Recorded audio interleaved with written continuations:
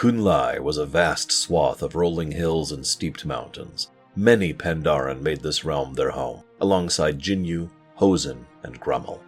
It is likely this density of population is why no less than 3 prime Shahs resided within. The elder of the nearby Inkgil Mare became poisoned with rage, ordering his fellows to drink of corrupted waters, tainting more than half the village before the heroes could be brought to intervene. With the aid of Jinyu rituals, some were saved and cleansed, forcing the Shah of Anger to erupt.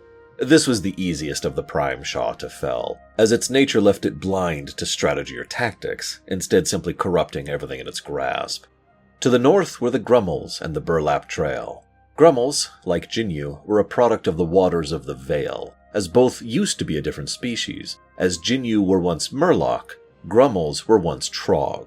The waters blessed both with intellect and refined their forms into something more orderly, befitting Titan architecture, even unwitting.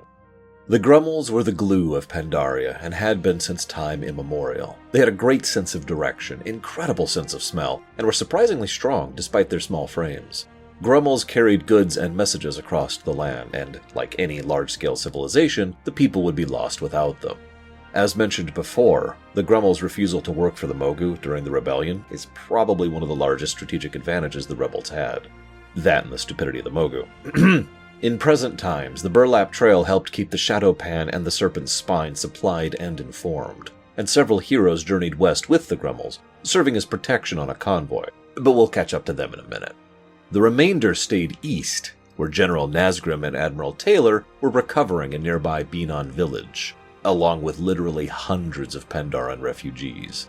These people had been displaced by waves of Yaungol who had recently begun invading Kun-Lai.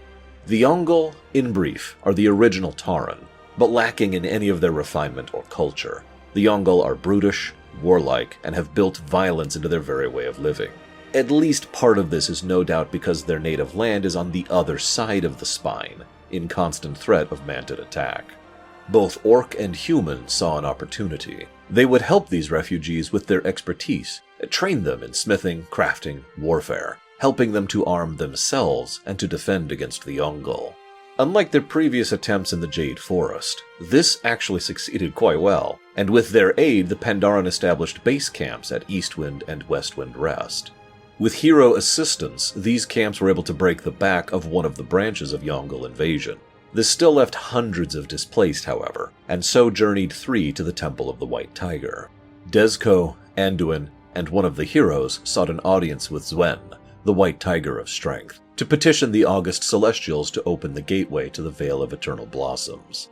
This was somewhat unprecedented, but the times were clearly one of change. Taran Zu fiercely contested this idea, believing the outsiders to be a poison who would only sow sorrow wherever they strode. Anduin, Hero, and Dezko managed to convince Zuen they were worthy of this charge, causing Taran to leave, spitting venom as he goes. The gate was opened, allowing many refugees into the Vale, as well as finally giving both Hellscream and Alliance a permanent foothold on the continent, bolstered by the Pandarans they aided in Kun-Lai. Meanwhile, the other group of heroes had arrived at the Serpent's Spine and found it in disastrous state. The other major branch of Yaungol Invasion, via the Ox Gate, was storming through the area. One of the Shadowpan, a woman named Suna Silentstrike, along with her husband, petitioned the heroes their assistance in fighting through a Yaungol camp. While successful, the expected Shadowpan reinforcements were nowhere to be seen. Making do with what they had meant costly victories, including the loss of Suna's husband.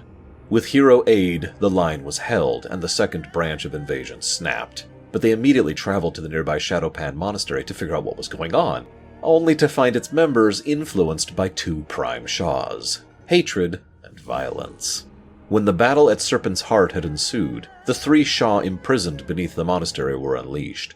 Anger roamed outward, later infesting Jinyu waters, but violence and hatred stayed, finding easy purchase with Taran Zu and his warriors.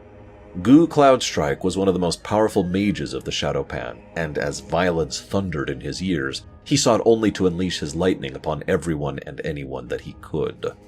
Master Snowdrift was actually fine, his discipline holding in the face of Shah corruption. He, rather, sought to test the heroes in combat, to learn of their intentions and see if they could prove sufficient to stop the Shah without succumbing. Satisfied, Snowdrift directed them towards the Shah of Violence, simultaneously one of the weakest and most difficult to resist Shah, as violence was such an everyday function of Azeroth. But violence sought conflict for its own sake, and those who fought with purpose could push it aside. As such, yet another Prime fell. This left only the Shah of Hatred. This one was a bit trickier. Thus far, every Prime Shah has directly combated the heroes, and been destroyed in turn. Hatred chose cunning, and instead possessed another, using its host to magnify its influence and protect itself. Taran Zu, poisoned by his hatred of the outsiders, was the perfect host. Thankfully, the heroes were able to expel the creature from the monk. Zu, grateful, saw another side of the outsiders, one untainted by the Blood War, and like the pragmatist he was, he immediately changed tracks. Recognizing their value in permanently destroying Prime Shah, he recruited the heroes to his cause. Well versed in Shah, and hatred in particular, he planned to track the creature and guide the heroes in its destruction. Hatred, for its part, fled southwest, into the crags and hills of the Townlong Steppes, seeking a suitable host.